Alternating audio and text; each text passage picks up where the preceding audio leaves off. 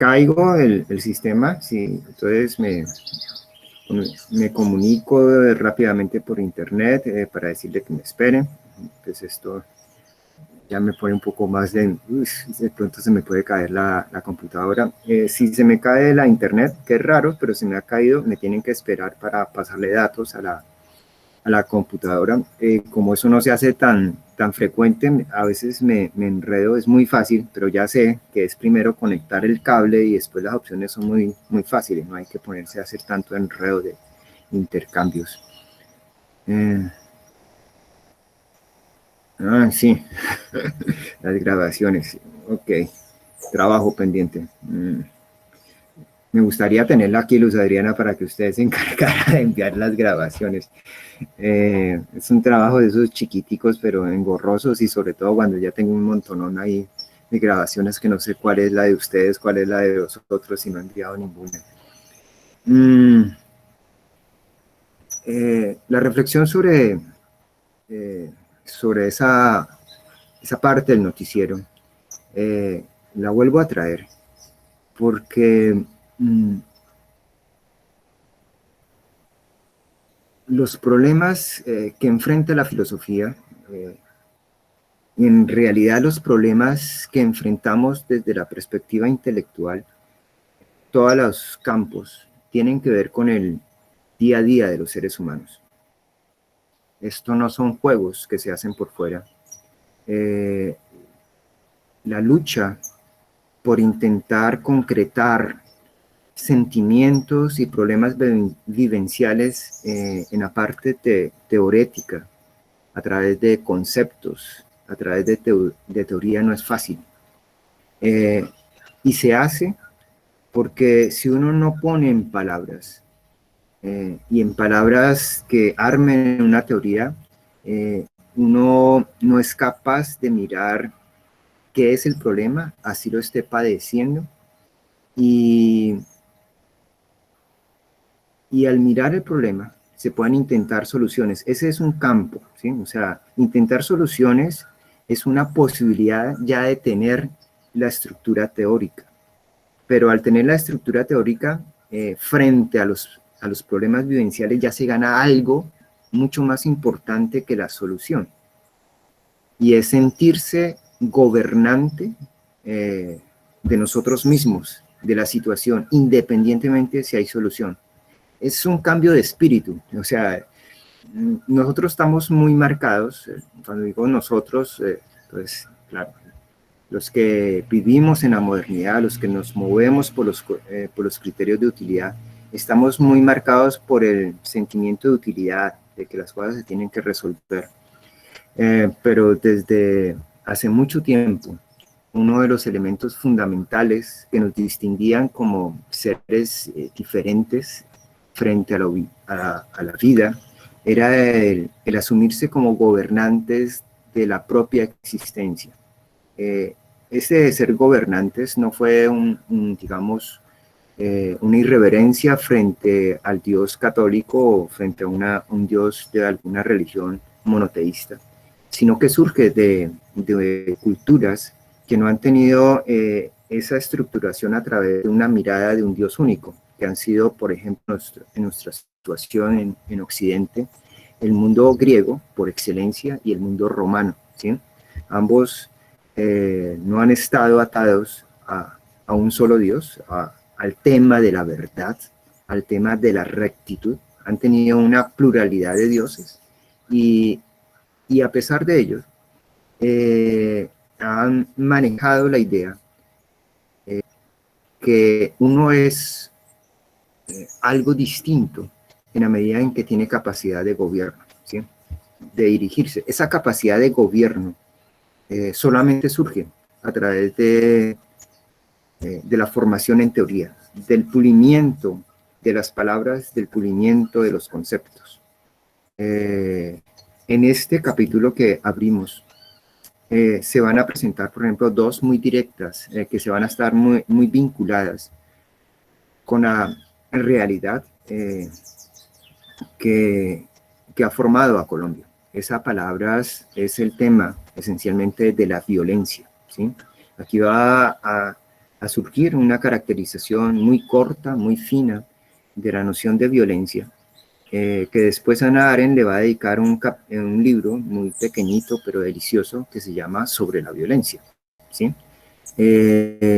La violencia como una forma distinta de la guerra, porque la guerra puede ser violencia, pero no. La guerra entre nosotros incluso ha sido, fue, por eso yo, y creo que casi todos los niños, jugamos a guerreros. O sea, jugamos a guerreros no por una inclinación a ser matones, a ser psicópatas. Me gustaban mucho las armas, yo las fabricaba con unos jueguitos que se llamaba Estralandia, que era armar piecitas unas sobre otras. Me gustaban mucho las espadas, me las imaginaba, es decir, cogía un pedazo de palo y para mí esas eran las espadas.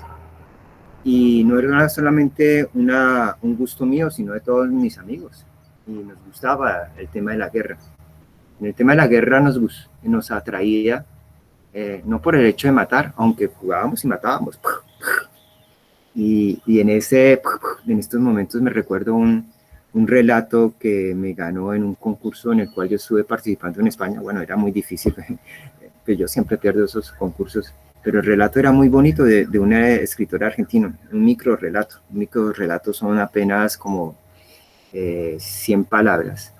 Y este que lo ganó, este argentino, tampoco era un escritor, y los argentinos estaban sorprendidos que hubiera ganado algo así como 10.000 euros por 100 palabras con eso que se presentaba. La imagen es de un señor que va siempre a esperar un autobús a una esquina y hay un edificio y un balcón. En un balcón del edificio de apartamentos hay un niño jugando, me imagino que es segundo o tercer piso, y el niño siempre alcanza a mirar al señor que viene y a esperar el autobús. Y el niño está allá y él lo mira al señor abajo y se va y va en esa rutina.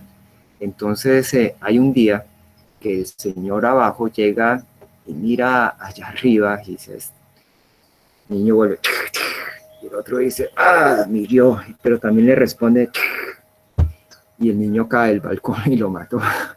Es la cuestión ahí impresionante. Entonces, uno juega a eso, no porque desee ser un sicario ni nada de eso, sino que uno tiene la imagen de la guerra que tenían las culturas antiguas.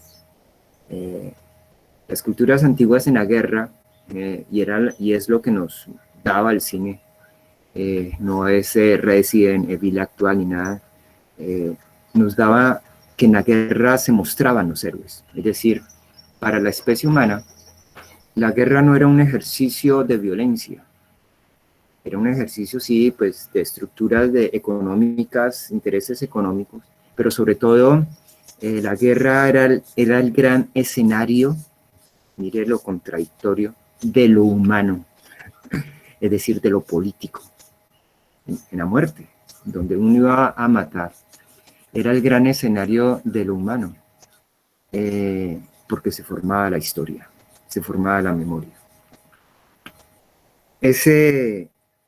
Intentar captar eso, o sea, quien logre captar eso al final del curso de Hannah Arendt,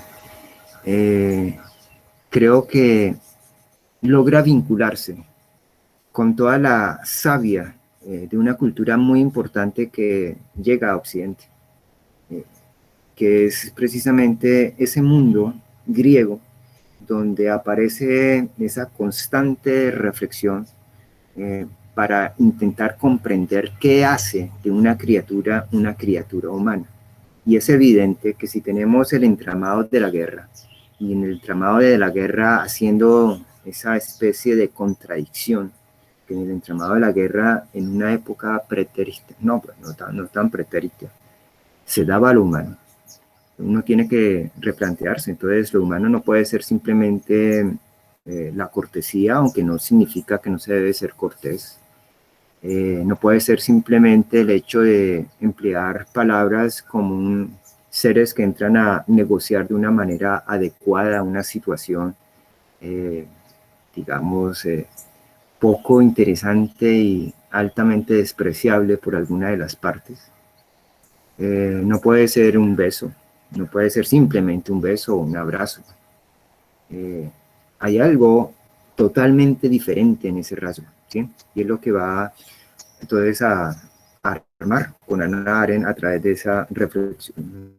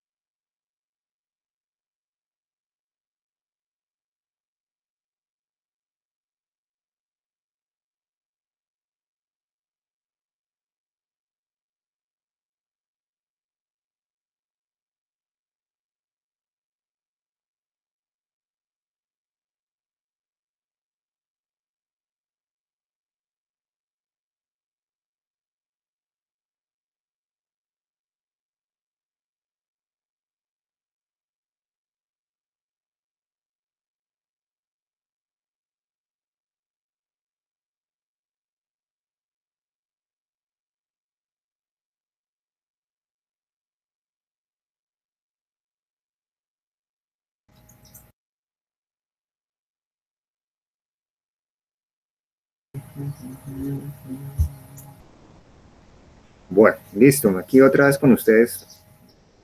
Ella, mi máquina tiende a caerse como unas 3 veces en algunas clases. Llevamos una. Eh, es una forma, entonces, ustedes ya saben, de tomársela de descanso. Vamos entonces directamente ya, aprovechando el corte a contenidos, a Hannah Arendt. Nosotros, bueno, yo voy un poco como eh, apropiándome las palabras, es como un mal que tengo. Nosotros contestamos, resolvimos un control de lectura en la clase pasada y bueno, sería importante que los que tengan tema a resolver en relación a ese control, utilizar cualquier momento de la clase, pues de pronto hubiera sido mejor en orden y tomarlo con al inicio de jóvenes, Luz Adriana, ¿cómo les fue? En qué afirmaciones tuvieron problemas, pero se me coló ya de inmediato el tema pues de los chicos ahí en ese informe de Caracol y así inició la clase. Pero como los temas no están separados, sino que están unidos, para aquellos que tengan claro que alguna de las frases del control anterior no les resultó claro el por qué la valoración era en sentido opuesto a la que dieron, o incluso aquellos que de pronto les fue bien en el control de lectura, sacaron 5 de 5, pero fue un producto del azar, o en los matices intermedios,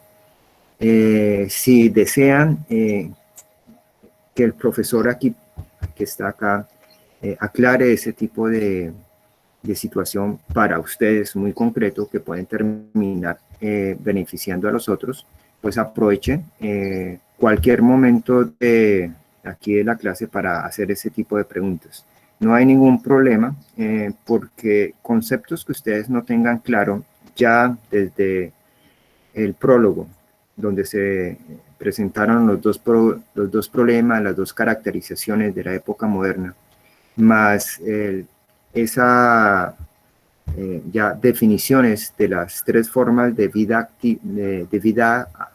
activa que va a manejar Ana Arendt en la condición humana, pues dejamos por fuera el pensamiento, más el tema del problema de la inmortalidad y la eternidad y la, la vida política, la vida en la polis del mundo griego. Si no se tienen claro, pues no van a seguir teniendo claro los conceptos que siguen de aquí para adelante porque todo está completamente unido. No, los filósofos, los filósofos que escriben para la humanidad, es decir, que tienen una preocupación de la historia, de la memoria, de cómo ser recordados, son como los grandes escritores, como los poetas. No meten capítulos de relleno, no meten párrafos de relleno. Todo párrafo, toda palabra es porque se necesita para dar claridad, ¿sí? Y va armando un cuerpo. Entonces, doy ese paréntesis para quien tenga eso, al menos en función de sus intereses de la nota de este curso. O sea, si no estoy apelando a lo básico. Que utilice el control de lectura para tomar su voz, para hacer entonces una aparición pública aquí entre nosotros. Entonces, está eso, ¿listo? Entonces, queda abierto, está esa cuestión. Y entonces, abriendo ese espacio antes de lanzarme, entonces ya que me metí por aquí. Dayana Ríos, que la veo aquí en un perfil muy bonito, con pelo largo, disfrutando ese horizonte en el cual está, un horizonte como azul, azul llamando lluvia o dejando lluvia en un terreno más bien como seco, no sé, está como su café. Dayana Ríos, ¿cómo estuvo ese control de lectura el de la semana pasada?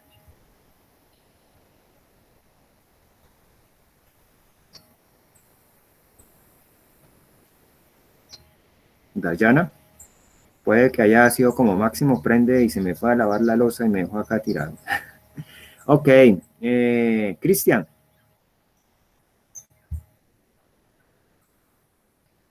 Cristian Javier.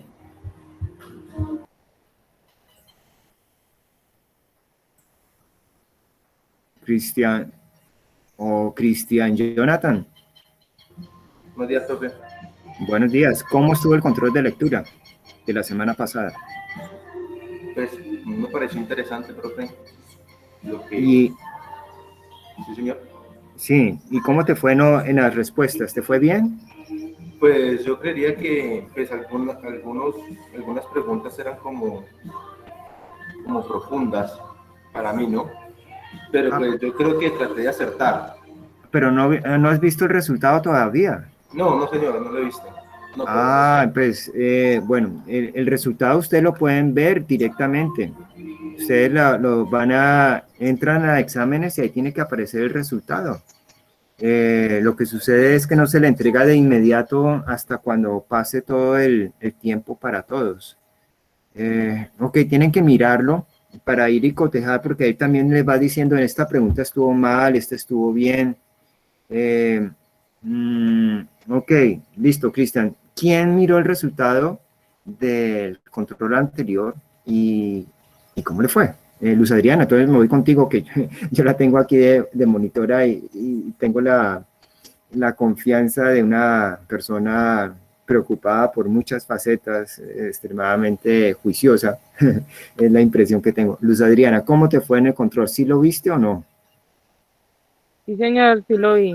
¿Y el resultado, te apareció el resultado? Sí, señor, me apareció el resultado. ¿Qué tal? ¿Cómo estuvo el resultado? ¿Desastroso, aceptable, bueno? Pues saqué 4 de 5.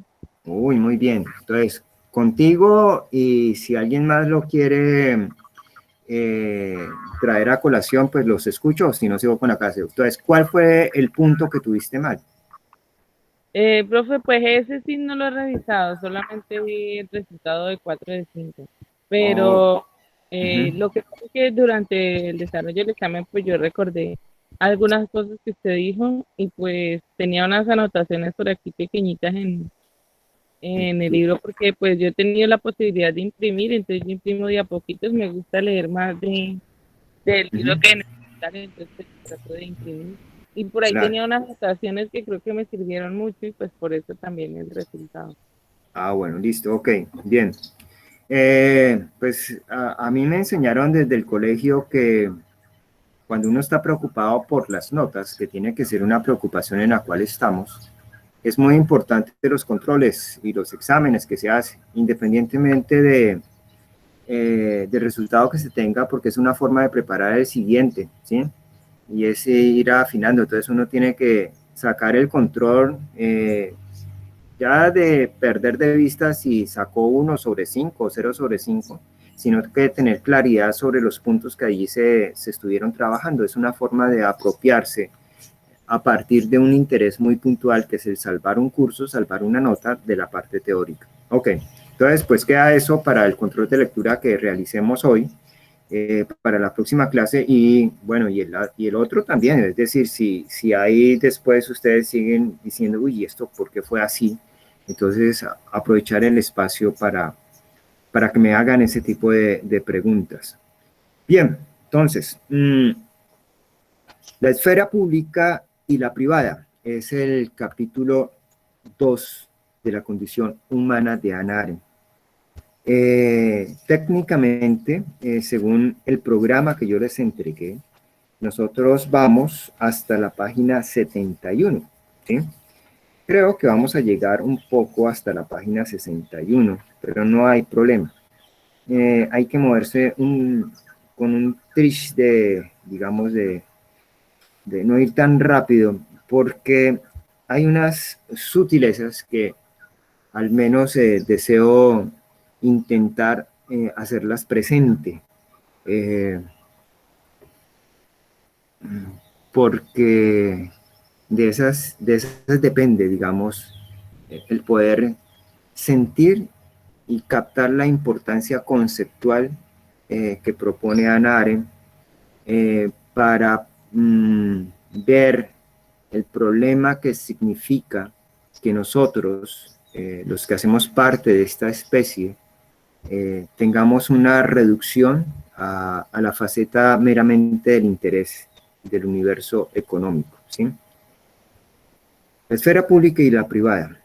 Tiene un subcapítulo que inicia en el número 4. El texto, los subcapítulos, las ideas principales, ella las va a numerar de ahí hacia adelante, pues como si fueran también capítulos. Pues no comienza capítulo 2 y entonces 2.1, que sería lo normal, como iniciando algo separado, ¿no? Aquí se muestra también el que todo está relacionado un tema sobre lo otro. Y lo que hace básicamente un capítulo y un subcapítulo es destacar ideas importantes ya implicadas en todo lo anterior. Es la claridad que hace. Por ejemplo, yo este fin de semana con ciertas cuestiones vivenciales que tenía y con mis problemas teóricos.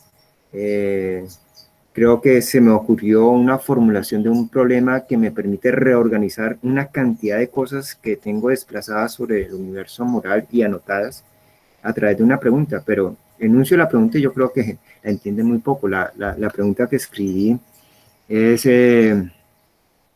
¿es concebible el sujeto moral eh, al margen del pasado y el futuro?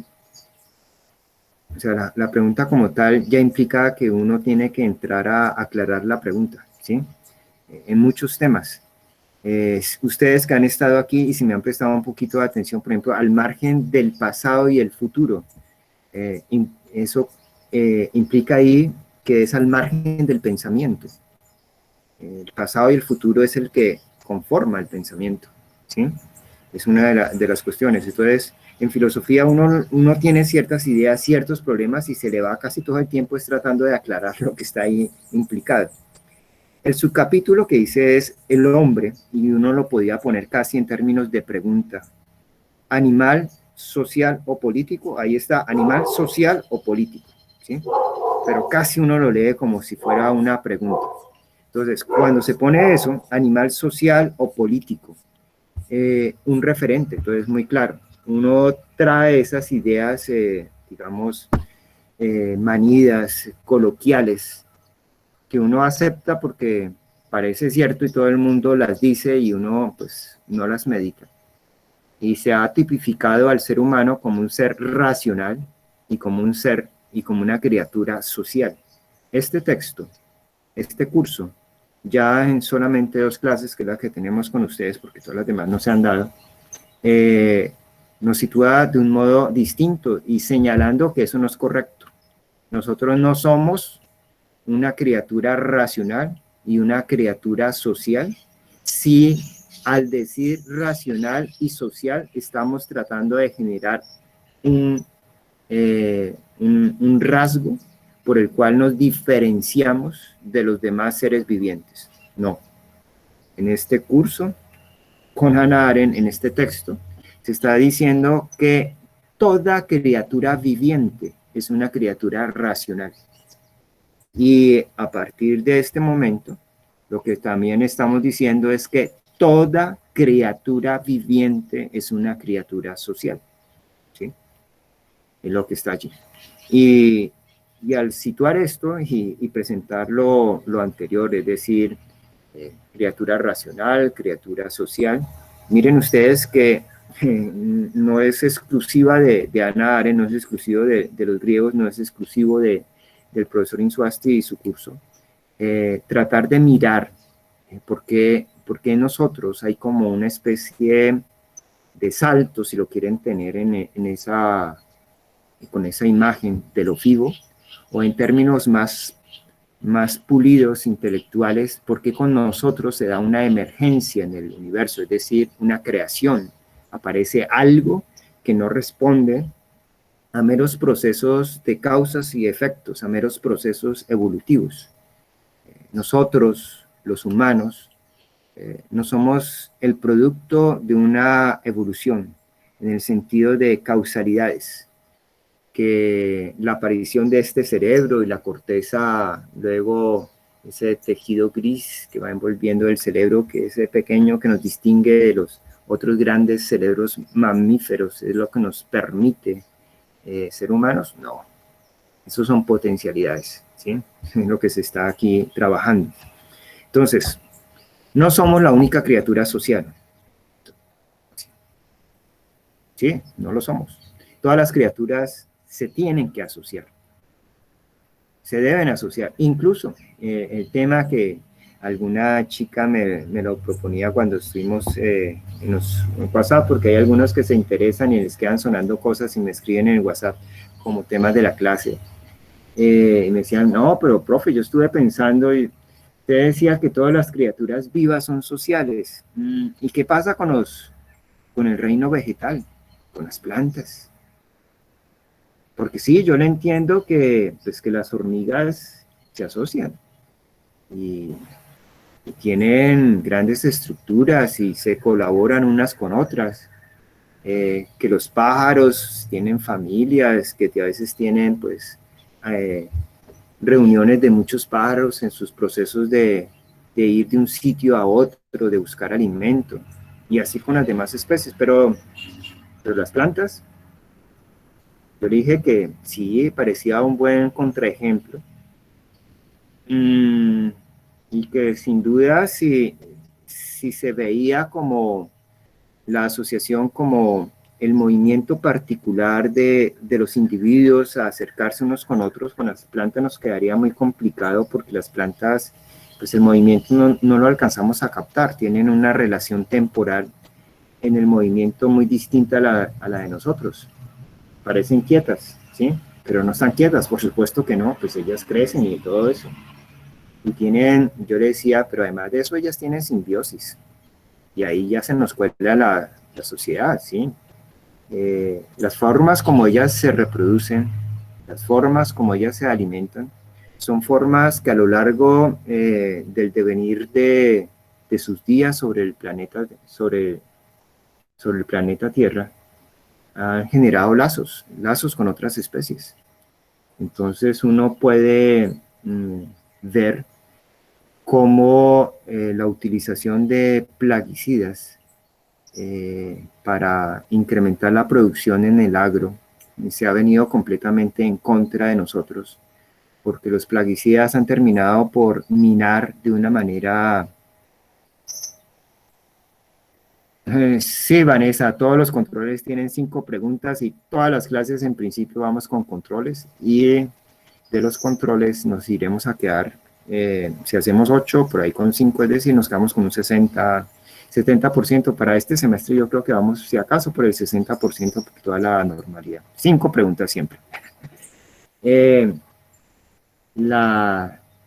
utilizo de los plaguicidas han tenido un problema muy fuerte, y es que la producción del campo se ha deteriorado.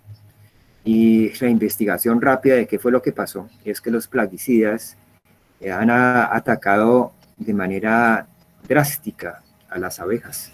Y las abejas son las encargadas de la polinización, ¿sí? Entonces, ya ahí comienza a darse una asociación. Es una asociación entre abejas y muchas plantas, pero no solamente están esos. Hay unas flores que dan el néctar muy adentro, y es muy difícil ir a buscar el néctar de esa flor.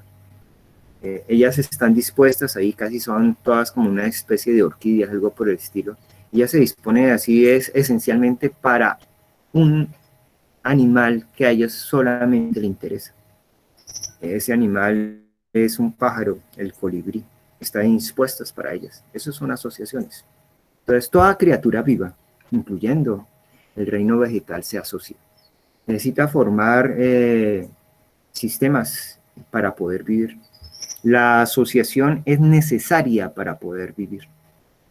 En la República de Platón, cuando se arma la primera ciudad, Sócrates tiene que armar las ciudades en términos intelectuales, ir formando sus ladrillos, irla pensando, porque a él le ponen un problema complicadísimo, y que también hace parte de nuestros días. Por eso la fuerza de la filosofía, y Sócrates y Platón es de hace 2000 años, más de 2000 años. Los interlocutores, que son unas personas ya de un rasgo muy utilitario, le dicen: señor, yo quiero que usted me demuestre de manera concreta cómo una persona justa vive mejor que una persona injusta, en el sentido claro que se está tomando allí al injusto como un ser netamente económico en función de satisfacer sus utilidades, que arma normas para su beneficio, y que al armar normas para su beneficio, si tiene la capacidad, también las transgrede, ¿sí? Porque todo es simplemente un entramado de poderes y de luchas individuales. Y la noción de justicia de Sócrates es una noción de justicia que tiene que ver, diríamos nosotros, con cierta dignidad de lo humano. Él va a armar una ciudad, Calípolis, la ciudad del corazón, es una ciudad en el corazón, donde el eje que hace palpitar ese corazón es la justicia, ¿sí? Independientemente de donde uno está, hay límites que se conservan. Esa noción del límite, cuando uno tiene esa noción del límite como referente, son formas, teniendo un mundo religioso monoteísta, de entender un proceso de secularización, es decir, de quitar lo sagrado y hacerlo no sagrado. En los griegos no estaba porque no entraron en ese proceso, pero sí está esa noción de que en la pérdida del límite se desfigura lo humano, ¿sí? Es una de las posturas que está allí. Entonces, hay asociaciones, y esa primera asociación, por ejemplo, que se hace en la República, es una asociación dedicada para satisfacer las necesidades. Entonces, muy a la manera como estamos pensando, por ejemplo, actualmente la formación universitaria es casi en el planeta entero una formación técnica que trata de responder a los problemas que se ventilaron, uno de los problemas ventilados en la protesta social nuestra, que ustedes encuentren trabajo, encuentren una labor, un lugar útil para sí mismo y para la sociedad. Entonces vamos a formar especialistas, contadores, médicos, cada quien que sea bueno en su campo. Eso sería fantástico. Por lo menos con los médicos, uy, Dios mío, es un desastre. Ya, si sale uno allá bien librado y no sale peor, eso es maravilloso. Formar especialistas, y la idea es que los especialistas se entrecruzan para satisfacer las necesidades unos de otros. Entonces, el especialista requiere del otro para poder vivir, porque no todos pueden hacer la casa y al mismo tiempo estar cultivando, ¿no? Se les va el tiempo. Sí, sí, es experiencia mía del sábado, o sea, rastrillar, regar y regar la casa, ahí se acabó, y además, o sea, se necesita otros que preparen alimentos, otros que consiguen otras cosas, no alcanza, entonces se necesita esa división de las actividades. Entonces, toda criatura, primer idea importante para el control, para el marco que estamos teniendo acá, toda criatura es una criatura social, así como toda criatura es una criatura racional. Sucede, la única diferencia son diferencias de mayor finura. Nosotros somos, en algunas ocasiones, porque es que en eso también somos extremadamente torpes, ñatos, tenemos una gran capacidad de cálculo. A las personas común y corriente, a veces el psicópata, el violador, les enseña mucho más en la idea de cómo utilizar el cálculo, de cómo ser una persona sagaz. El ser económico tiene que ser un zorro, desarrollar su capacidad de ser zorro, de astucia. Es desastroso encontrar a un ser económico ñato, que no es capaz de calcular absolutamente nada, que sus beneficios solamente los va a mirar a ver cómo acontece en lo que va a suceder, ¿no? El ser económico tiene que anticiparse, saber muy bien si eso le va a convenir, le va a resultar útil, así y a las personas que le interesa que le resulten útiles. Eso es, uno no puede ir a ver, porque ese ir a ver lo hacemos nosotros es porque la sociedad un poco nos protege. Entonces el fracaso nuestro no implica el que se muera, pero en tanto la estructura económica es de supervivencia, quien hace un mal cálculo en la naturaleza, a Dios lo paga con su existencia. Y aquí pues eso pues es horrendo ver a seres económicos sin capacidad de poder prever un poquito más allá del día siguiente, ¿sí? Es como la dimensión. Entonces, toda criatura viviente es una criatura racional que mide medios a fines, calcula los medios para lograr ciertos fines, y es una criatura social. Sin ser racional, sin ser social, no se puede vivir. Y aquellos irracionales, es decir, que no tienen la capacidad de usar razón en la razón, y aquellos que se llaman asociales. Bueno, ya el término asocial habría que, en este momento creo que no es el más apropiado, pero aquellos que consideran que pueden vivir sin nosotros, toda esa parafernalia de esos brutos sin utilizar su capacidad racional y de esos brutos que menosprecian la sociedad, ellos viven es gracias a la sociedad, o sea, gracias a la sociedad humana, porque si no fuera por eso, su incapacidad de calcular y su menosprecio a la sociedad se castiga con su propia muerte. O sea, es que no hay que hacer absolutamente nada, porque no pueden alimentarse, ¿sí? Entonces, ¿somos una criatura social? No, no meramente. Sí, necesitamos serlo en tanto seres vivientes. Pero aquí estamos no como seres vivientes, sino como humanos. Entonces, allá vamos. Para eso voy a leer al menos este primer párrafo de la esfera pública y privada y ir concretando ciertas ideas y luego puntualizaré otras que están en la lectura esencialmente hasta la 61 en función de concretar también ciertas ideas para el control de lectura y que ustedes vayan pues armando esta mirada de Hannah Arendt. Entonces, el primer párrafo de ese capítulo dice así: la ficta activa, vida humana, hasta donde se haya activamente comprometida en hacer algo, está siempre enraizada en un mundo de hombres. En un mundo de hombres. Entonces, aquí hago un paréntesis. Hannah Arendt no se mueve en estas cuestiones de reivindicaciones femeninas, utiliza el lenguaje sin preocuparse mucho por esas estructuras de poder que ven todas estas corrientes de reivindicación y en este caso estructuras de poder de machismo. Cuando está hablando de hombres, lo está utilizando como en el español normal. Decir niños no significa niños varones, sino niños, niñas. Hombres aquí va en la misma situación. Eso por un lado. Pero hombres, está hablando de pluralidad. Necesitamos pluralidad. Y cuando estoy hablando de pluralidad, todo es concepto muy importante. La pluralidad no es multiplicidad. Entonces, en este maravilloso curso, en un mal cálculo estamos más de 30 aquí presentes. Pero el problema de un salón, de un aula de clase, es la cantidad. Entre más cantidad, y esos son estándares también de calidad, o sea, entre más cantidad es un desastre, se pierde el aula de clase. ¿Por qué se pierde? Porque en un aula de clase intentamos no dar información.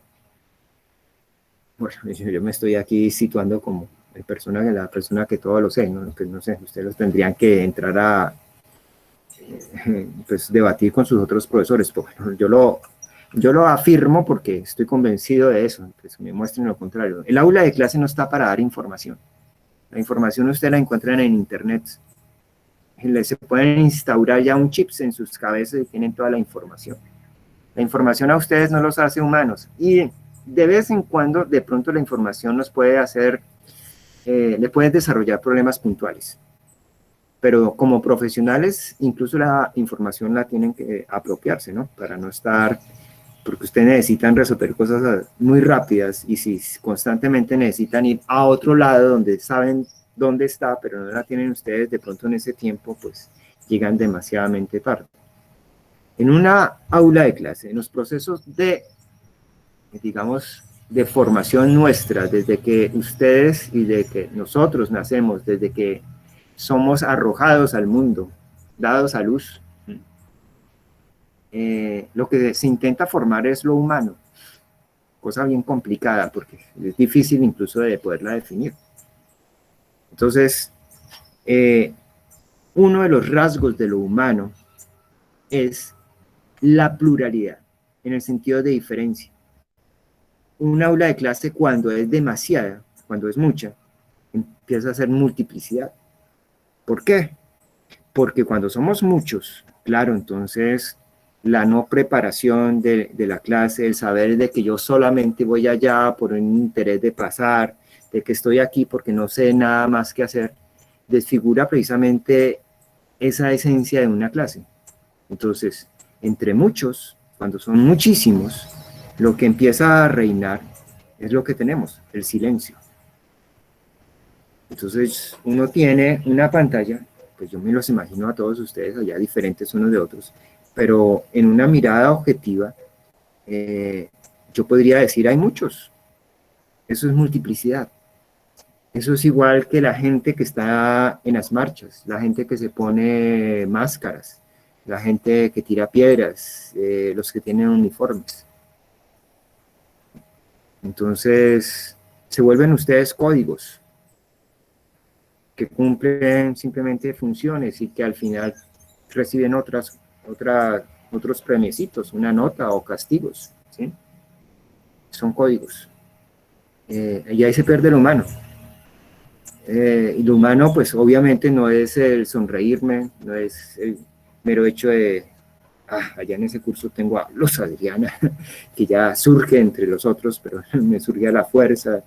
Y no solamente decir, por ahí estaba pilosa en armar pues cuando dije lo del WhatsApp, alguien por allí me dijo, no, eso lo es capaz Luz Adriana, entonces ya tenía como esas referencias de saber hacer cosas, de lanzarse a hacer cosas, y la marca entonces como alguien en el grupo, es decir, ya no hace parte de la multiplicidad.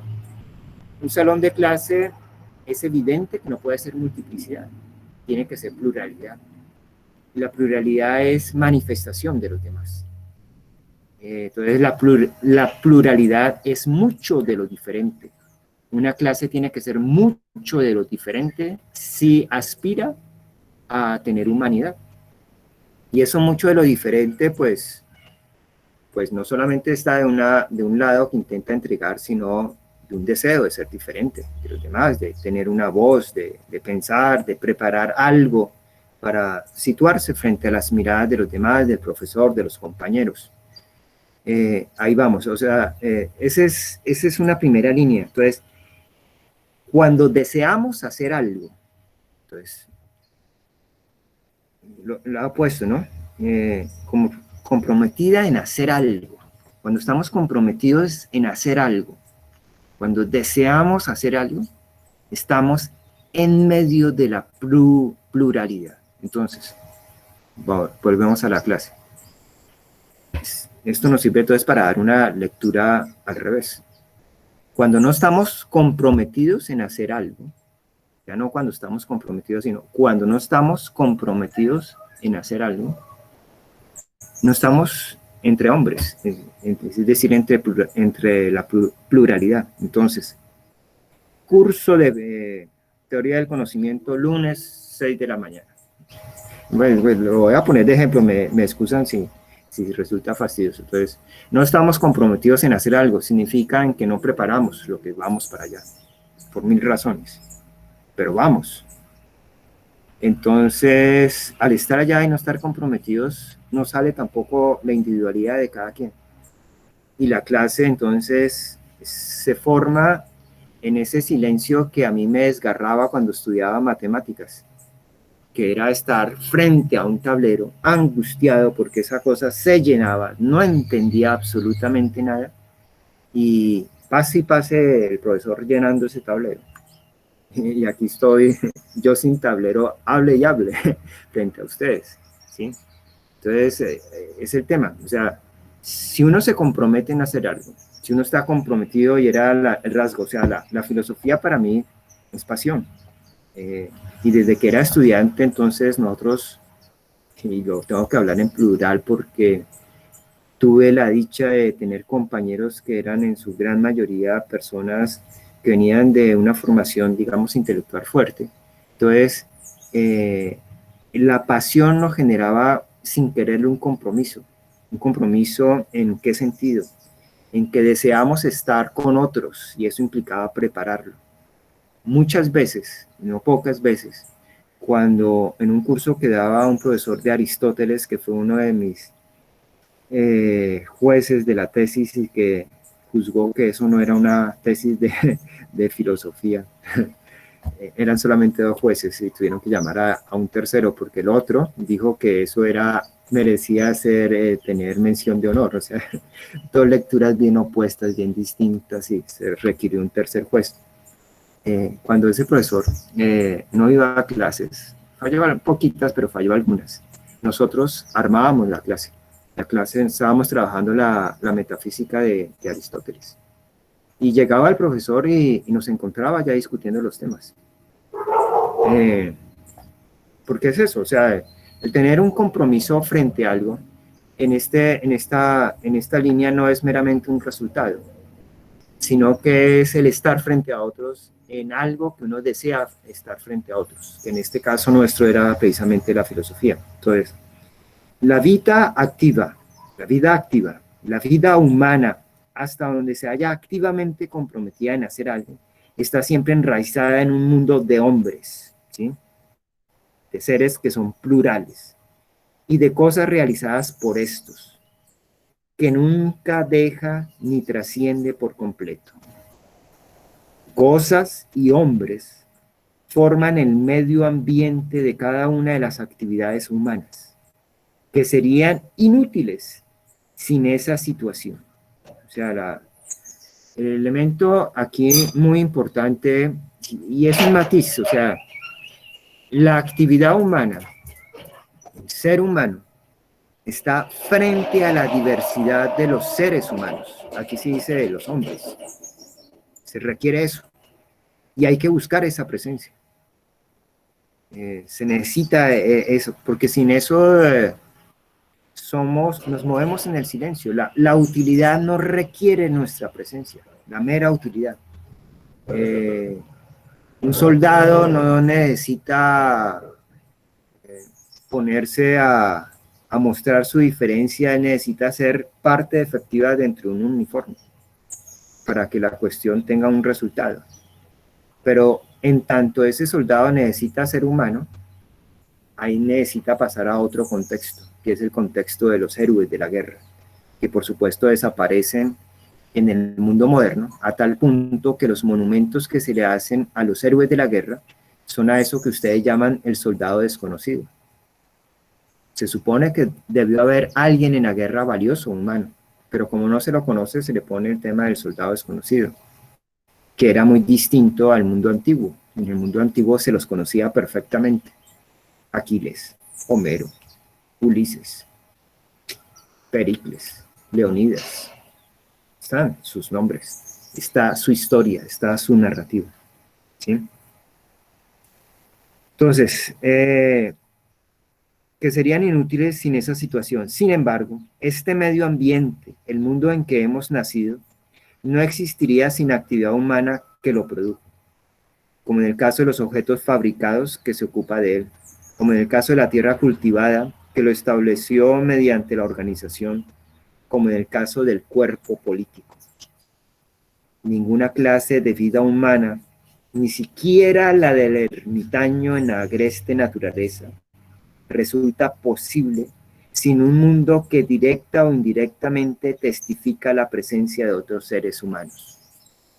De otros seres humanos. Hay que tener muy claro eso de los otros seres humanos, porque cuando se está hablando de otros seres humanos no significa que tenga esta estructura biológica. Esta estructura biológica puede perfectamente adolecer de humanidad, y cuando estoy hablando de adolecer de humanidad, no implica, no significa que sea una mala persona, ¿no? Puede ser una muy buena persona, pero inhumana. Al decir inhumana no significa que sea, entonces, el violador, sea el psicópata, sea el corrupto, esto que normalmente uno podría ver, uy, sí, eso no tiene nada que ver. De hecho, hay una serie que yo ya que veo con mi sobrino Máximo, que es Gotham, una serie de delincuentes en Ciudad Gótica. Son delincuentes, sí, está el Pingüino, está Enigma, aparecen todos los grandes, digamos, enemigos de Batman en una época sin Batman. El pingüino en las primeras temporadas es el antihéroe por excelencia, una fragilidad y una deslealtad total. Pero, pero incluso allí uno ve y no siente una repugnancia de lo que está haciendo. A veces hasta generan risa. Eh, Son personas, eh, incluso que matando uno diría son buenas personas. ¿Cabe el apelativo? Sí.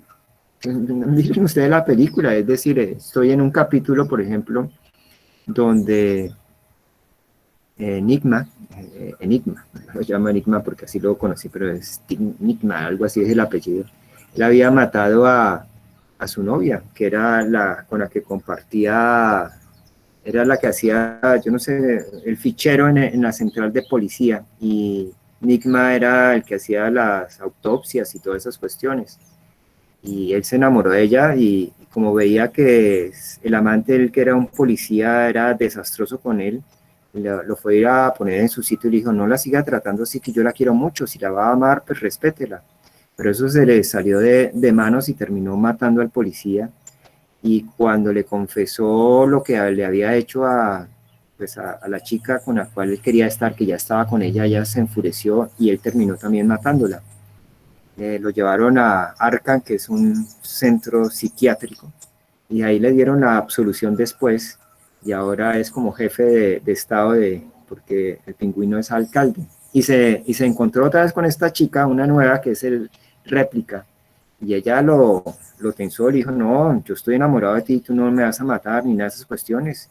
Y se vistió igualito y se dio toda la atención. Y aparece, por ejemplo, en estos, que uno llamaría estos asesinos, una faceta del amor humano, es decir, porque el pingüino no, Enigma, estuvo dispuesto a dejarla porque sabía que la podía matar en cualquier momento. Él sabía su condición de asesino, pero esa capacidad de que, aunque usted es lo que yo más quiero en este mundo, pero conociéndome como soy, prefiero irme, ahí aparece lo humano en todo un delincuente, ¿sí? Porque es que lo humano tampoco es que se pierda, o sea, no se pierde de manera absoluta, se puede volver a ganar y se puede perder.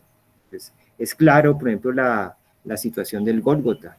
En el último instante, uno de los ladrones adquiere nuevamente humanidad. Eso lo tenemos, ¿sí? Entonces, esta cuestión aquí que estaba manejando Hannah Arendt es muy, muy interesante porque lo que acontece con nosotros es que nosotros podemos ser muy buenas personas y pasar la vida sin ser humanos, sin ser un humano.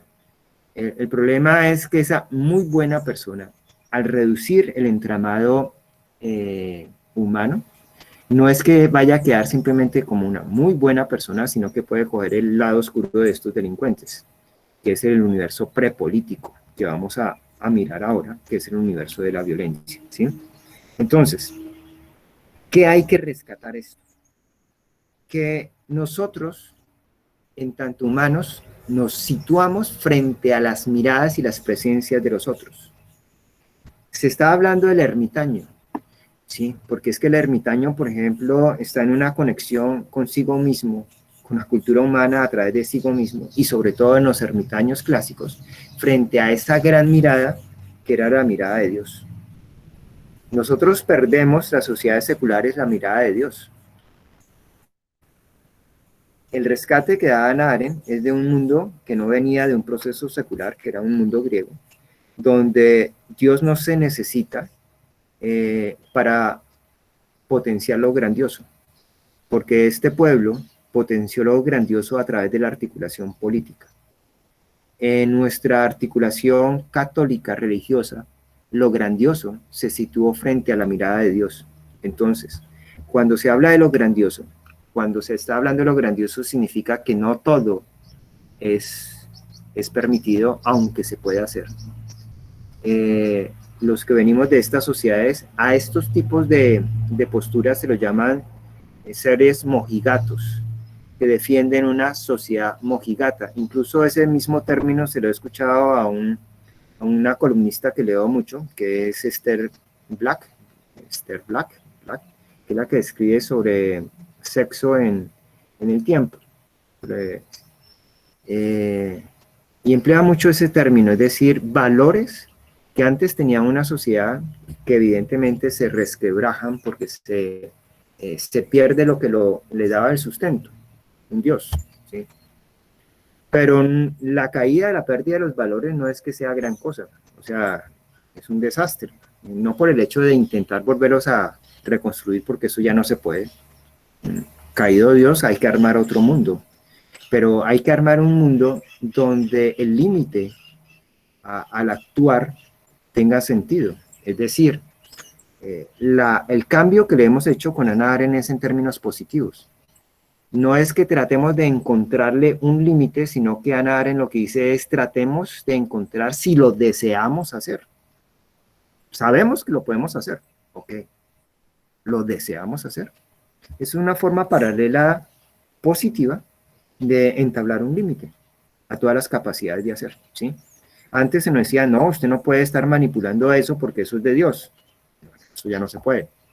Usted lo puede manipular.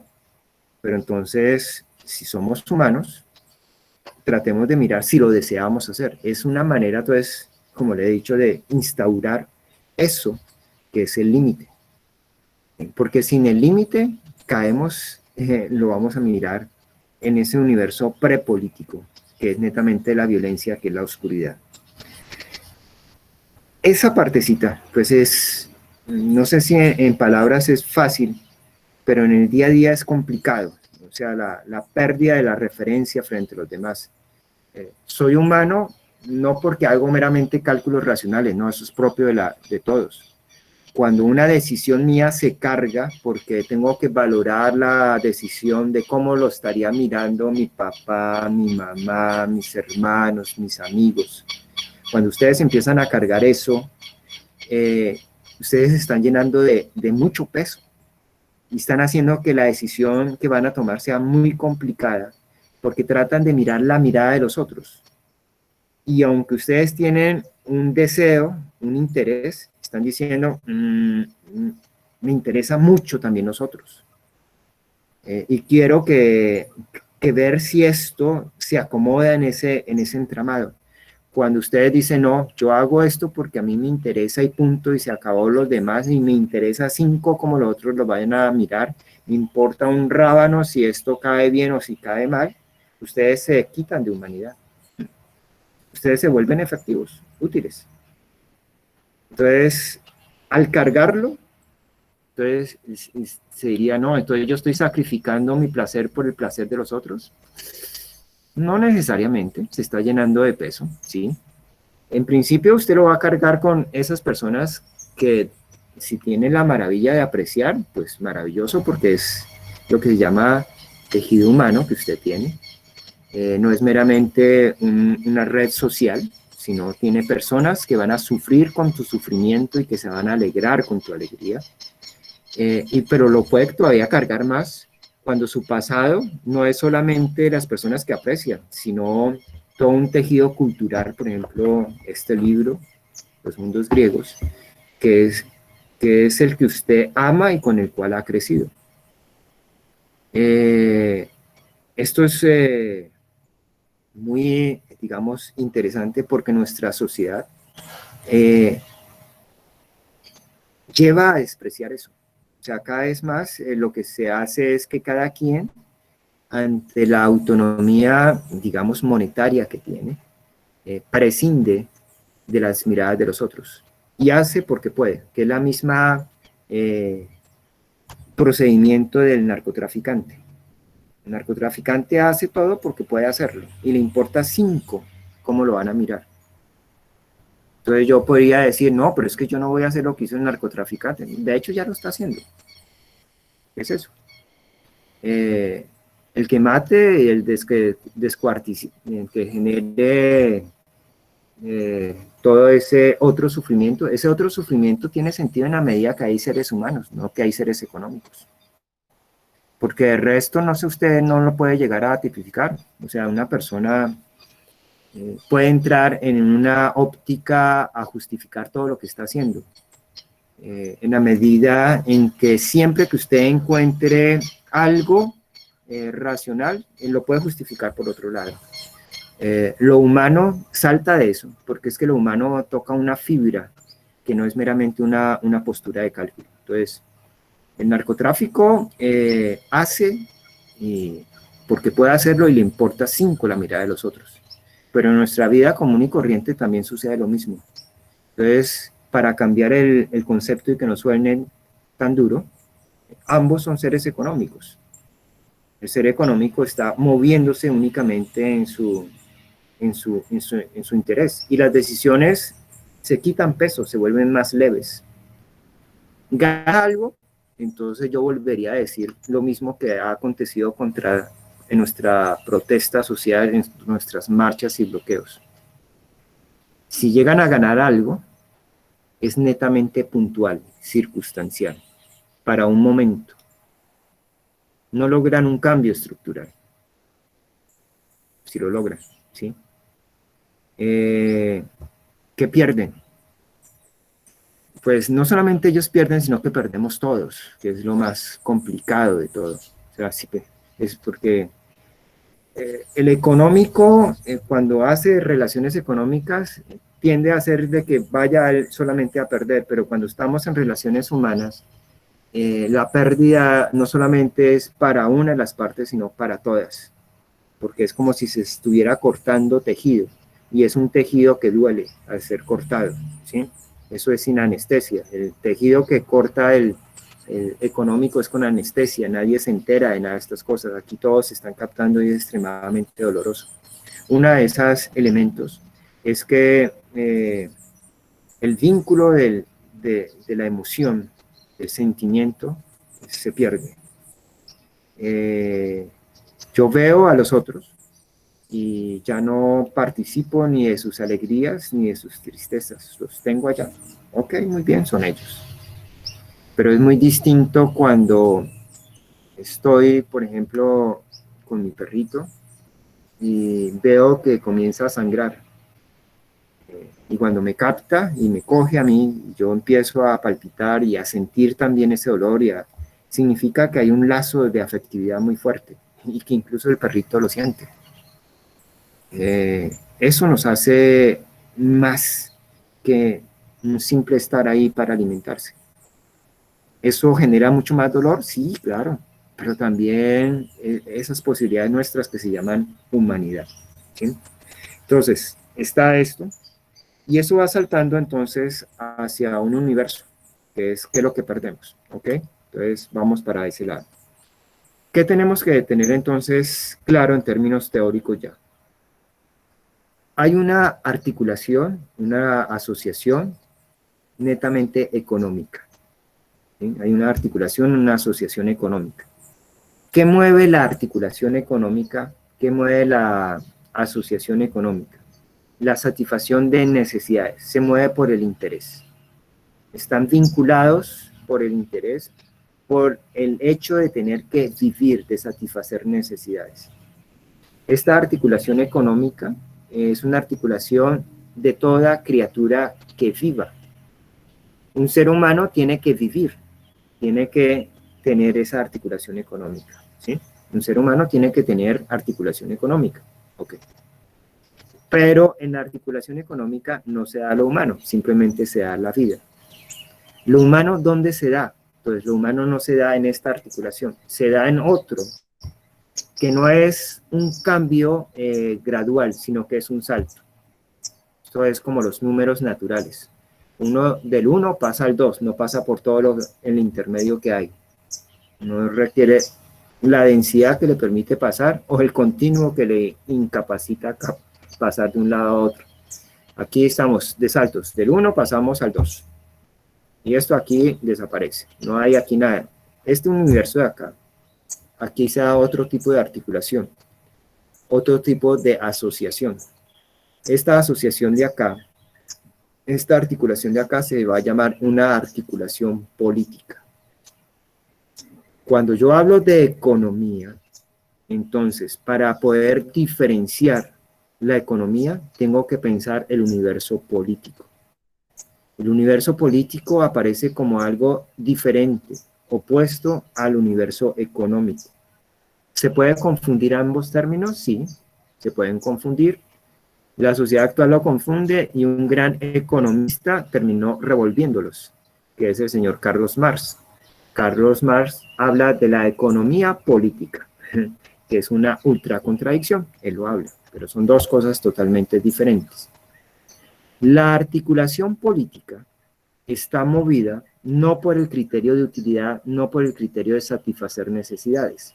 Entonces, cuando nosotros hablamos de nuestra sociedad política y estamos pensando en lo que todo el mundo entiende desde el señor Kant para acá, que un político es el que arma las leyes de una sociedad, esas leyes que se arman, esas normas, están fundamentadas esencialmente en temas económicos. Todo el tema, por ejemplo, de los acuerdos biológicos, del ecosistema, la preocupación por el calentamiento global, el nuevo pacto de Iguazú, no sé, el que se hace. Pues, si ustedes lo miran en la base, hay una preocupación por eso porque es un problema económico, de supervivencia, ya no es supervivencia de las especies, sino de supervivencia de nosotros, ¿sí? Aquí no es que pobrecitos los demás, ni nada, no, es un tema netamente económico, esa es la base allí, ¿sí? Entonces, eso que en la actualidad la articulación política, que también se va a trabajar aquí en el texto, se ha hecho simplemente universo económico, pero son distintos de entender la política como política, ¿sí? Entonces, la articulación, la asociación política, ¿qué es? Es una articulación, es una asociación que no busca satisfacer necesidades, que no busca, dejémoslo ahí para no enredarme, porque ahorita empiezan los matices que me interesan en relación a eso. Ya lo introduzco de otra manera distinta a lo que iba a decir. ¿Qué desea la articulación política? La articulación política, bueno, antes de que desea, se mueve por un criterio, que es el criterio de belleza y de grandiosidad. ¿Qué desea? Construir la historia, construir la memoria. La historia y la memoria de lo grandioso, no la historia, esa que hace parte de nuestra violencia, que necesitamos sacarla con punzas para no repetir. No, esta historia de la que se habla aquí es para repetir y superar. Es la de Homero, es la de todos los cantos que se nos hacen desde épocas pasadas, es lo grandioso, ¿sí? Entonces, aquí se arma algo nuevo, que es el tema de la historia, el tema de la memoria. Ese tema de la historia, ese tema de la memoria, inicia con humano, que como nosotros vimos, inicia cuando surge la actividad del trabajo. La actividad del trabajo como una actividad distinta a la actividad, se me olvidó el término increíble y siempre lo manejo. ¿Cuál es la actividad del laborante? Se me estaba patinando la cabeza. ¿La labor? Sí, la labor, sí, lo usaría. La actividad del trabajo, como es una actividad netamente distinta del laborante, el laborante es satisfacción de necesidades, repetitivo, es simplemente vivir. El trabajo genera objetos que perduran, y al generar objetos que perduran, ya se arma la historia, ¿sí? Eso es, y genera todo el tema de inmortalidad, como lo estuvimos viendo la semana pasada. Pero este universo político tiene ese escenario. Somos humanos, diríamos, se es humano no cuando se es útil, cuando se es necesario. Se es humano cuando se está formando una historia que vale la pena ser recordada, una historia que entristece cuando uno ve su final. Por eso uno por eso uno hace los cantos a la muerte, ¿sí? Por eso uno también hace los rituales del matrimonio. Entonces, el ritual de matrimonio, que muchos llamarían eso es mojigato, yo simplemente me rejunto y si funciona bien y si no, pues me separo, únicamente económico, o sea, hago lo que yo quiero, no hago ningún cálculo y el golpazo me va diciendo que por aquí no es un golpazo que usted lo puede hacer, nuevamente lo repito, es porque la sociedad le permite llevarlo ahí como niño consentido. Pero el ritual que se hace en un matrimonio tiene muchas cosas, muchos elementos vinculados con el tema de la historia. Es decir, primero, los invitados. Significa que hay gente que uno aprecia, gente que uno desea mostrar algo valioso a los demás. Y no es en el sentido de generar egoísmo, envidia, sino que cuando están los que están apreciando lo grandioso de uno, hay un regocijo, que tiene otras figuras muy parecidas, incluso también ahora se me cuela en los evangelios de Jesús, por allá él también tiene como un matrimonio y una cuestión sobre el tema, en una reflexión que hace sobre la iglesia, algo por el estilo. Está el tema del regocijo, es decir, ese lazo de la historia implica un regocijo, por eso hay ese tema de invitación. Ese compromiso tan fuerte, porque es pesado, hasta que la muerte lo separe. ¿Por qué se hace? Es porque se carga. Se supone que los que están allí no son seres económicos, sino que son humanos. ¿Humanos en qué sentido? No en el sentido que tengan flaquezas, no, no es en ese sentido. Humano es en el sentido de haber reconocido lo grandioso, de que están dispuestos a darse ante las miradas de ellos, de que son seres públicos ante sus miradas, construyendo esas miradas, se saben armando historia. Por eso es que ese amor es un amor que transgrede el tiempo, va sobre el tiempo. Es el amor que intentaba dar Jesús, que intenta captar, digamos, las novelas de caballería y que se nos pierde actualmente, porque lo que tenemos son pasiones, ¿sí? Que después dicen que son relaciones amorosas, pero no, eso no tiene nada de relación amorosa, es totalmente distinto. Son relaciones de utilidad, de propia satisfacción, de que yo lo hago porque puedo y que si no funciona lo dejo. El tema del amor no va allí, es muy incluso al estilo de Enigma. Yo a usted la amo, no solamente es pasión y yo sé que la voy a matar y yo prefiero irme con todo el dolor del caso. Ese hecho de tener siempre la cuestión de lo grandioso, no meramente la propia satisfacción. Por eso esa cuestión tan dura, hasta que la muerte lo separe. Sí. Es que las decisiones humanas son pesadas, las decisiones humanas no son baladí, y se cargan de todo eso que tanto se menosprecia, que es las tradiciones. Bueno, ya no es para regresar allá, obviamente no se puede, pero hay que armarse y cargarse de peso. Lo humano es dolor, sufrimiento, sí, pero también es grandiosidad. Es que sin dolor y sufrimiento no hay grandiosidad. Lo humano implica entrañas, las entrañas, las vísceras, el sentir desde las vísceras, compasión. De resto es simplemente me sirve, no me sirve y al cajón de la basura, ¿sí?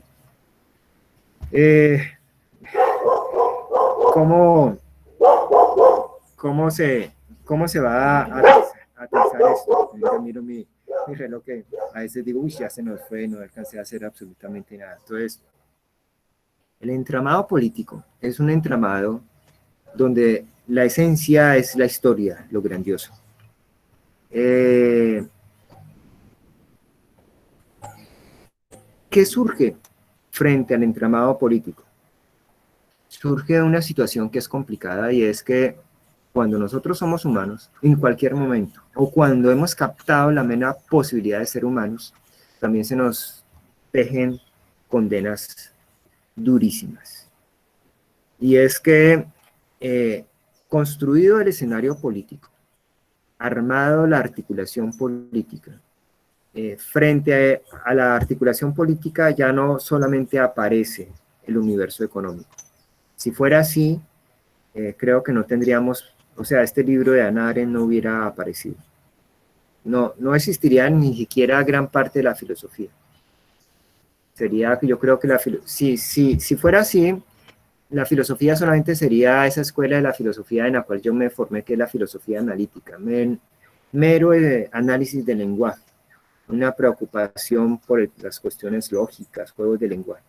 El problema es que hecha la articulación humana, ha aparecido el ser humano, ya no hay solamente un universo previo o que está allí, que es el universo económico latino, sino que aparece, digamos, un agujero negro. Hecho esto, aparece aquí un agujero negro. El agujero negro, esa singularidad cósmica que nosotros vemos en el universo que atrapa la luz, que que es la materia oscura, que es de altísima densidad, nosotros también lo hicimos aquí en nuestras cosas. Y es que echa la luz, surge la oscuridad. Los que no han visto la película, la serie Dark, se las recomiendo. Uy, fantástica. Están en Netflix, Gotham y bueno, los que no tengan Netflix, pues lo siento, pero Netflix tiene alguna, y no estoy hablando de series arte, eso es netamente comercial, pero me parece que son muy buenas. Cuando uno tiene el Gotham, uno le capta su fuerza. No sé si estaban esas intenciones, pero ahí está. Y en Dark sí hay más intenciones, que es oscuridad. Pero echa la luz está la oscuridad. Claro, la luz no la hizo Dios para que no le vayan a dar juguete a Dios y le vaya a decir, sí, usted es el responsable de todo. No. Dios no hizo la luz ni hizo la oscuridad. Dios hizo la naturaleza. Si la luz es la humanidad, la luz la hizo el hombre. Entonces, en el mundo religioso, y jugando yo aquí de teólogo, la luz la hace ese Dios que tenemos los católicos, que es Jesús, que no simplemente es un profeta, sino que lo asumimos como Dios. Y todas esas contradicciones y misterios hace que aparezca la luz y al mismo tiempo la oscuridad. Volviendo a nuestro tema. La luz aquí es lo político, donde está lo grandioso, donde está la historia. Hecha esa grandiosidad, surge la oscuridad, que el término concreto es la violencia, ¿sí?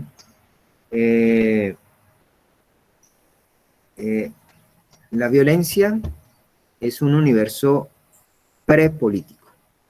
La violencia no, cuando se habla de prepolítico, entonces aquí viene ya un juego lógico. Prepolítico significa antes de lo político, pero también significa que tiene pendiente lo político. O sea, no se puede hablar de un universo previo a algo que no puede existir. No puede confundirse con el universo económico, porque el universo económico nunca tenía en su referencia el universo político. Una criatura económica nunca entrevé un universo político. Ninguna. Ni siquiera nosotros antes de iniciar el trabajo. Simplemente éramos laborantes y estábamos en el día a día bajo el sol, pasándola, en un eterno presente. ¿Sí? Armado esa emergencia, creado eso por parte de nosotros, en el preciso instante que somos humanos, nos creamos, damos la luz, hacemos el mundo, todo eso es un tras, y somos más fuertes que, yo creo que Dios ante nosotros quedó así, por eso es que Dios necesita después entrar a participar y se hace humano. O sea, es una necesidad de esa otra creación. Entonces, aquí estamos en este universo político, que es la historia, lo luminoso, lo grandioso. Y aparece un universo que le es previo, la oscuridad, que es el prepolítico. Es el universo de la violencia. Es la ausencia de lo grandioso, mediada únicamente por el criterio de utilidad. Tiene ciertos nexos con lo económico, ¿sí? Que está en función de la utilidad, pero es atrapado en la oscuridad, porque es claro que ese universo prepolítico está buscando y nutriendo la oscuridad. Entonces el corrupto hace y desea la oscuridad. El violador hace y desea la oscuridad. El psicópata lo mismo. No se puede ser un psicópata y un violador si lo cogen de inmediato. Pues hasta ahí llegó. No, ellos necesitan esa oscuridad. Lo mismo sucede con el corrupto. El entramado económico en la esfera de la violencia es la encarnación del hombre invisible. Y ese primer tema, además, por ejemplo, está en el segundo libro de la República. Cuando se tensa el problema económico, el primer mito que se va a estudiar en la República es el tema del hombre invisible, montado en una cuestión del anillo, que hace, que destroza lo que en la República se llamaba la justicia, y que tiene problemas. Sócrates lo está valorando más como una justicia de términos morales, que yo creo que es donde tiene sentido, porque la otra justicia es simplemente justicia de poder, justicia económica, ¿sí? Y entonces aparece eso. Entonces la violencia es oscuridad. Por eso es que en nuestro proceso de paz y reconciliación, la verdad aparece como una forma de rescatar la historia, pero la verdad en el sentido de dar a luz lo impresentable. ¿Para qué? Para que no se vuelva a repetir, para saber hasta dónde podemos llegar. De hecho, no lo sabemos, cada vez ante un horror aparecen otros horrores. Y eso es un hueco, un agujero. Es terrible. Allí es netamente el universo de las víctimas. ¿Sí? Eso se acabó y es un desastre completo.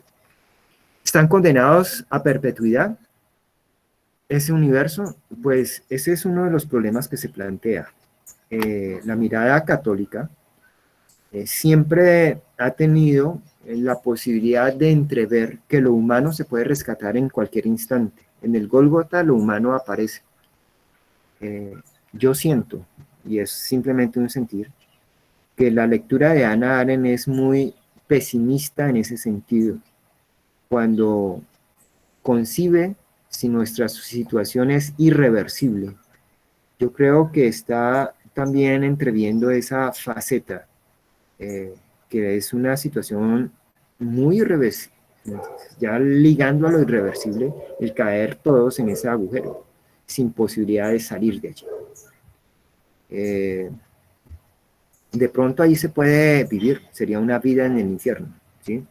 Ensayos como el ensayo de la ceguera muestran, pues ahí más de 300 hojas, de 300 hojas las personas viviendo en un infierno y una persona contemplando todo lo que ahí está sucediendo, una sola sintiendo lo humano, una sola que al ser ella logra volver a dar humanidad. Cada vez más es difícil encontrar esa persona. Entonces es muy probable que se dé ese infierno. ¿Sí? No, ya casi termino, ahorita ya voy. Entonces, ese temita, pues, nos toca con mucha crueldad. Entonces, ¿qué estamos? Puntuales. Una estructura económica frente a una estructura política. Una estructura política que es un salto frente a la estructura política, que ella, al aparecer, abre un universo previo, que va a ser una especie de, hemos hecho la simulación de un agujero negro, que es la oscuridad, que es el universo de la violencia. La violencia, ¿qué es la violencia? Digamos en una primera aproximación. La violencia es, digamos, el deseo, digamos, por lo menos está ese deseo, de no luminosidad, de llevar todo a términos de oscuridad. Y digamos, el llevar a la enésima potencia, a su máximo expresión, el tema de la utilidad. Solo interesa la utilidad, lo que se logra. No interesa para nada y no deseo que se mire nada, solamente resultados, puntos concretos. Esto se hizo, no interesa nada más, no interesa cómo lo hice, no interesa qué quedó atrás. Mire usted solamente lo que yo he hecho, todo lo demás se acaba. Ese es el universo de la violencia que se abre, que está entre nosotros, que es el terreno de la oscuridad. Es la pérdida completa de las palabras, del discurso. Es la pérdida completa de la mirada de los demás. Eso que nuestra manera de vivir lo tenía muy claro el narcotráfico. Entonces, en el narcotráfico se podía hacer cualquier cosa porque no importaba, o sea, nadie se estaba mirando, unos estaban al lado de los otros, pero uno cómo se puede estar mirando si ante era una chica, imagino yo, violada por 4 matones, ahí uno aquí solamente se sonríe. Eso no es mirar, ¿sí? Está ahí como piezas enganchadas unas con otras. Eso no, la violencia no es parte de la naturaleza. La naturaleza, los animales no ejercen la violencia. La violencia, entonces si Dios crea la naturaleza, Dios no crea la violencia. Dios no crea la oscuridad. Dios crea la naturaleza. Claro, Dios tampoco crea la luminosidad. El humano crea la luminosidad. Y la contraparte es que apenas surge la luz, también está eso terrible que es la oscuridad. Por eso el humano es el que va a necesitar, digamos, tomando nuevamente la postura religiosa, la fe, y perdida la fe, necesita la estética, la belleza. ¿Existieron pueblos luminosos sin necesidad de dioses monoteístas? Sí, claro, el pueblo griego. El pueblo griego no necesitó a Dios. Tenía un montón de dioses, pero eso era como no tener ninguno, porque todos justificaban cualquier cosa. ¿Pero qué los salvaba a ellos de la oscuridad? Porque ellos no estuvieron en la oscuridad. Ellos los salvaba de ellos la oscuridad, la estética, la belleza. Esa preocupación constante por dejar un legado. ¿Sí?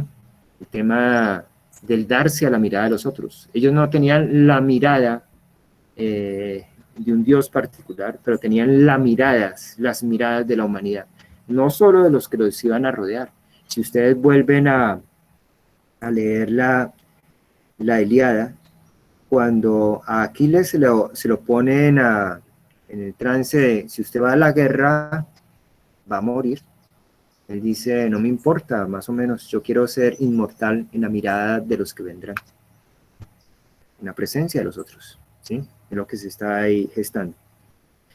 ¿Qué es el otro elemento que se tiene que hacer? Entonces, hemos dicho que nosotros, los humanos, cuando somos humanos, tenemos que también ser criaturas económicas, vivir, ¿sí? No siempre se puede estar en función de lo grandioso, hay que prepararlo.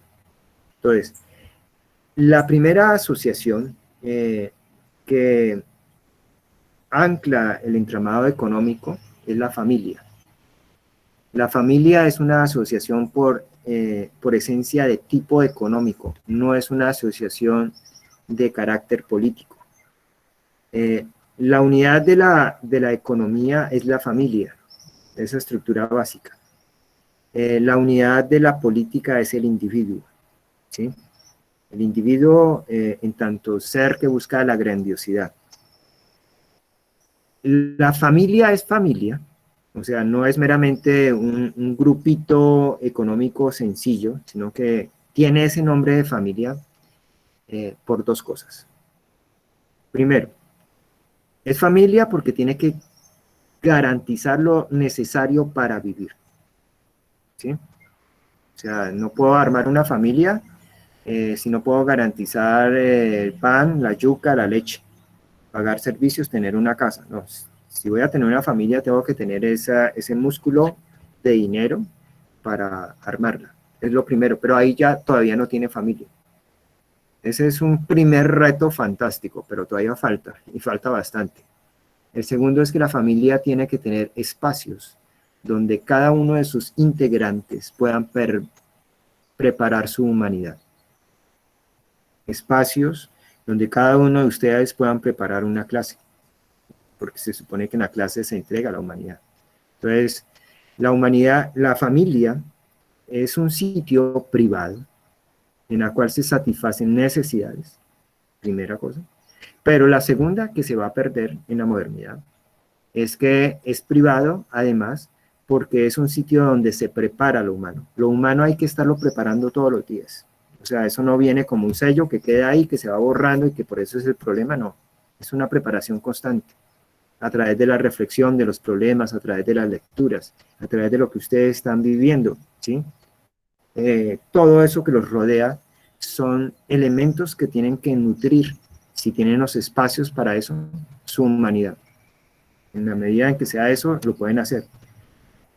En el mundo de los griegos, en el mundo antiguo, el universo privado correspondía a la familia. Entonces, universo privado era decir familia, porque por un lado satisfacía necesidades y por el otro lado permitía que sus miembros prepararan su participación en el escenario político.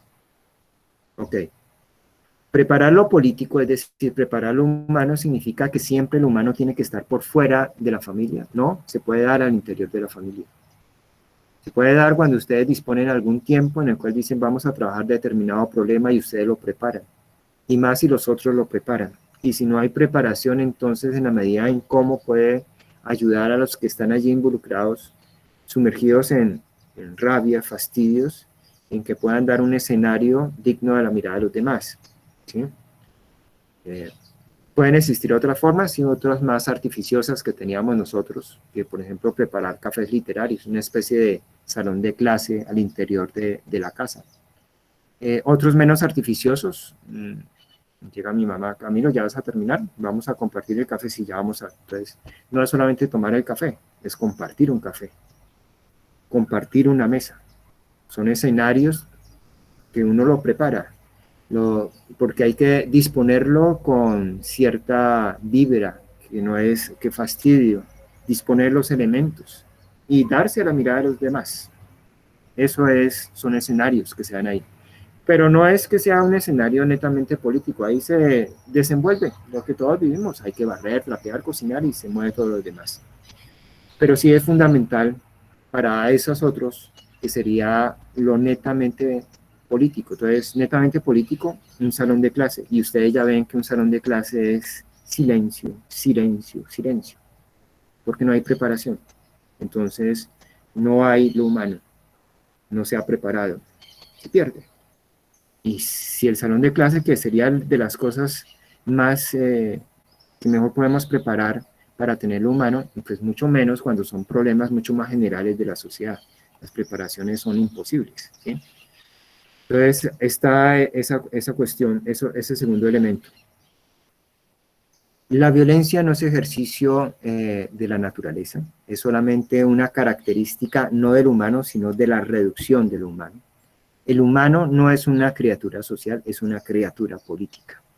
En el universo político surge la belleza, lo grandioso, pero también surge otro concepto muy importante a tener presente, que es el concepto de libertad. La noción de libertad es una noción netamente política, no económica. Claro, hay muchos economistas que manejan la libertad como capacidad de escogencia.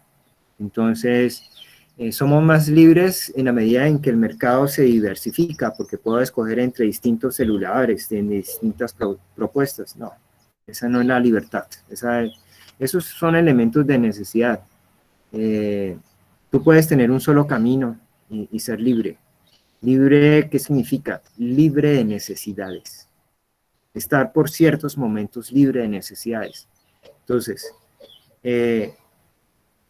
si se nos va toda la vida sometido a la necesidad, nunca hemos sido humanos, nunca hemos sido políticos. El escenario político es cuando yo puedo hacer algo, disponerme a hacer algo sin estar apremiado por la necesidad.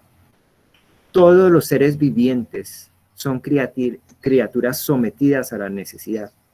Todas las criaturas vivientes no son libres. Un animal no es ni más ni menos libre si está en la naturaleza o encerrado en una jaula. Ambos están sometidos a la necesidad de tener que alimentarse, de tener que conservar su existencia. Esa noción de libertad física, de movimiento, no es la que define el concepto fundamental que valoramos nosotros como libertad. Libertad es estar no sometido a la necesidad. Entonces, en esencia, por ejemplo, más o menos, las clases mías, yo no estoy sometido al criterio de necesidad. Es decir, que tenga que ir a una clase por el dinero, pues sí es importante, pero tampoco.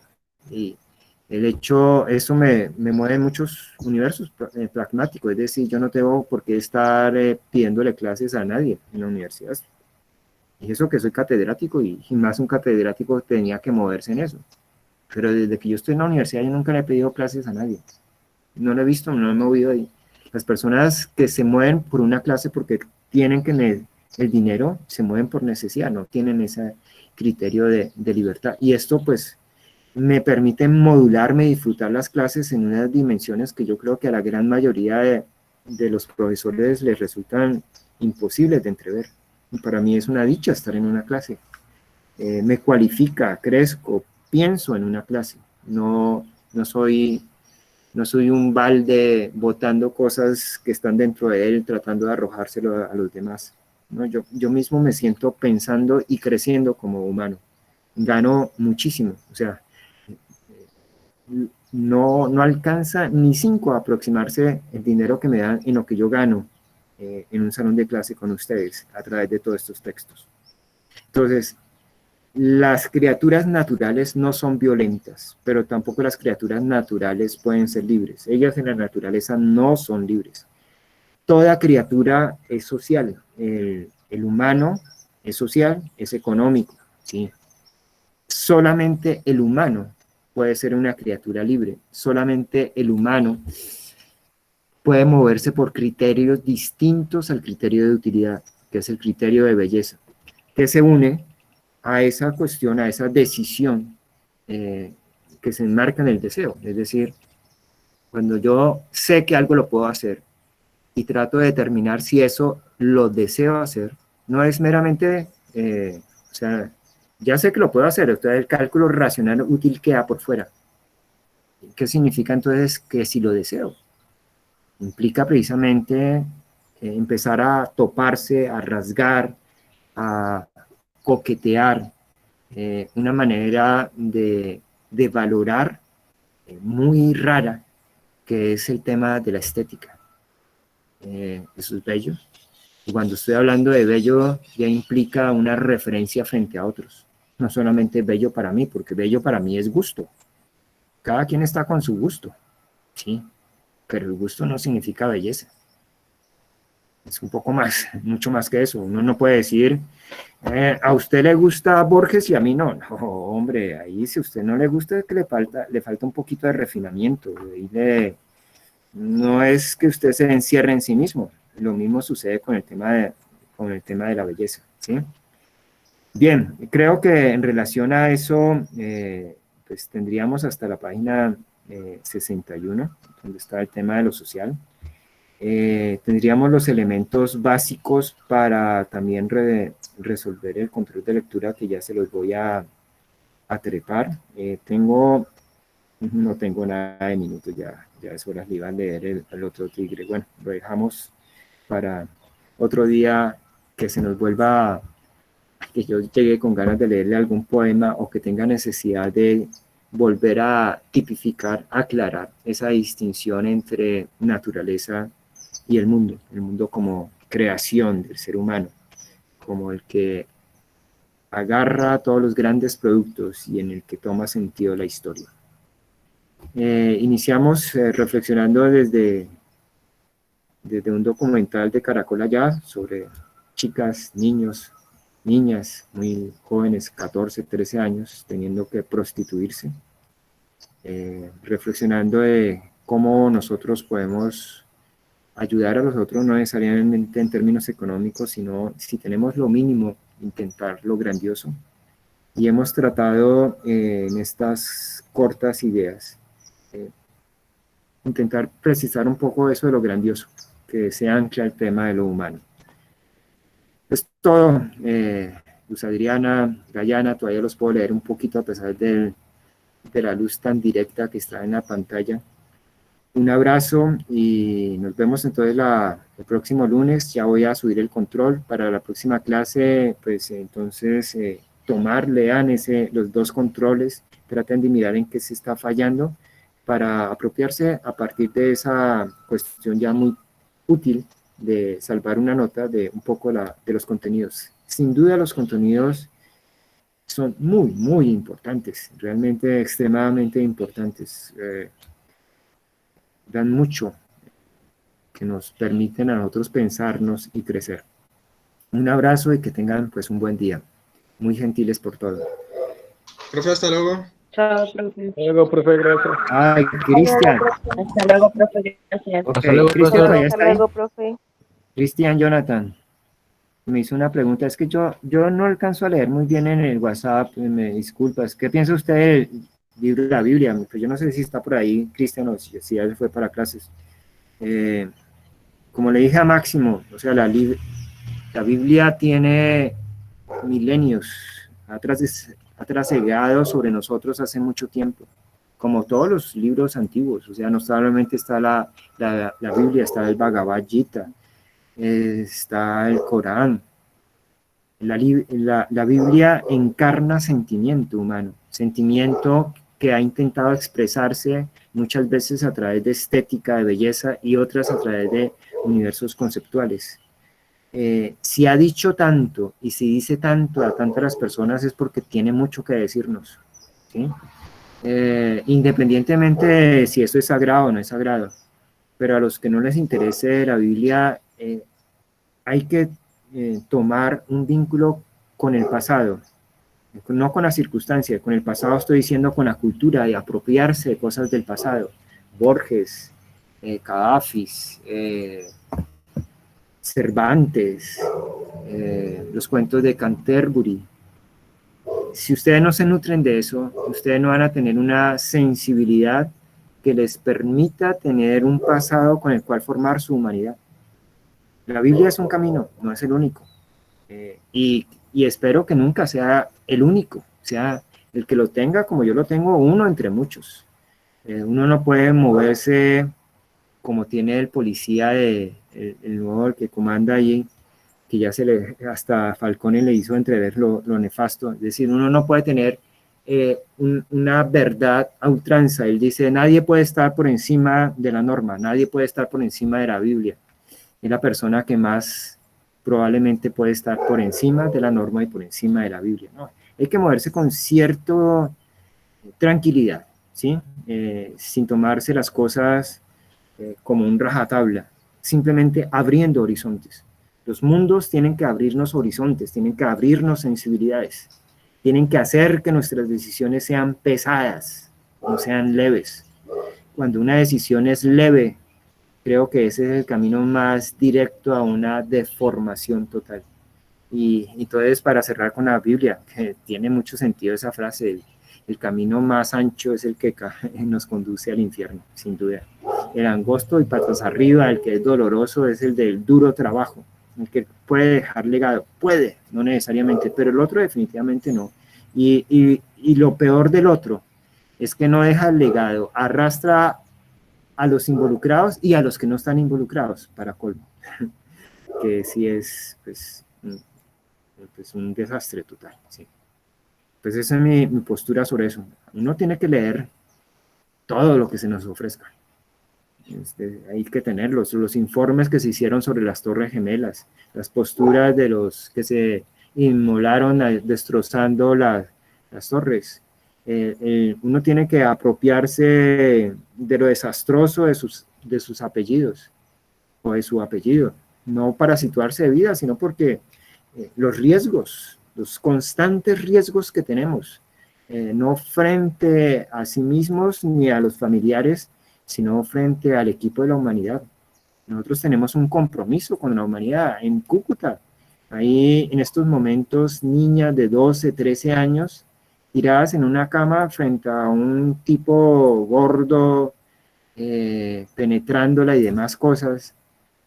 ¿Cómo uno puede impulsar a la vida colectiva en eso? Pues yo creo que si uno no tiene la estructura económica para entrarlos a proteger, sí intentando lo mejor cada quien con lo que tiene. Lo mejor significa no lo útil, lo bonito, lo que se pueda presentar ante los otros, el dar distintas ópticas. Eso puede generar alegría y satisfacción en muchos, y muchos que han caído por distintas circunstancias en esos lugares no serían oscuros. O sea, eso es, para mí la palabra es la inmundicia, es el desastre, ¿sí? Uno no puede perder esa conexión y tratar de mirar cómo nos impulsamos. O sea, tenemos unas reivindicaciones aquí sociales que cuando uno ve, por ejemplo, todo esto que está sucediendo, se nota uno mucho la mezquindad. Cómo entender que estudiantes estén diciendo que no tienen futuro teniendo una casa. Bueno, puede que haya un colapso económico y demás, sacando pecho por la tumba de un ministro, de una reforma tributaria, y miren lo concreto, niñas, 12 años, 13 años, venidos de Venezuela, huyendo de una situación, y de pronto allá también estaban padeciendo eso, y ahora quedan y dicen, bueno, pues esto va a estar por todo lado, ¿para qué seguimos para otro lado? ¿Sí? Bueno, ya no sigo más, los dejo, un abrazo, feliz día. Hoy estoy como muy triste. ¿Quién está, Luz Hasta Adriana? luego, profe. Chao, Luz Adriana. Muy bien. Ay, Hasta luego, profesor. voy a borrar la grabación, o mejor dicho, pararla. Adiós. ¿Cómo es Profe, esto? ¿esta lectura lo dejas otra vez hasta las 11:30 de hoy? 11:30 de la noche, ¿no, Luz Adriana? Sí. Pero No. de hoy. Sí, de hoy, sí. Y Hasta para luego. la próxima clase, ¿qué páginas, profe? Están ahí organizadas. Recuerda, si tú ves el programa, Luz Adriana, en el programa están separadas página por página. Nosotros íbamos hasta la 71. Hoy, pues comenzamos desde la 61 hasta donde diga el programa. No me recuerdo muy bien. Míralo ahí. Si no lo tienes, si lo perdiste, está creo Lo que en la tengo, plata. profe. Sí, lo tienes, revísalo ahí. Listo, Luz Adriana. Gracias. Adiós, que estés bien.